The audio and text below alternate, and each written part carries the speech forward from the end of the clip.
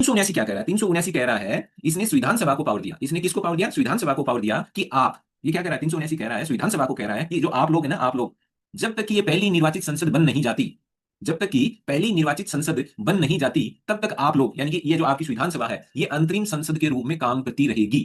ये जो अधिकार था संविधान सभा को अंतरिम संसद के रूप में काम करने का, ये कहां था? ये लिखा हुआ था 379 में। ये कहां लिखा हुआ था? 379 में। तो ये ध्यान रखना, 379 में क्या लिखा हुआ था? 26 नवंबर 1949 को ही 379 लागू हो गया था। इसका मतलब 379 की कही गई बात अप्रभावी हो गई थी और इस संविधान सभा ने एक अंतरिम संसद के रूप में, एक अंतरकालीन संसद के रूप में काम करना शुरू कर दिया। और जैसे ही ये नई संसद बनी, नई संसद 1952 में बन गई, चुनाव हो गए तो नई संसद का गठन हो गया। जैसे ही नई संसद बनी, बनते ही ये क्या हो गया? निष्प्रभावी, यानी बेकार हो गया।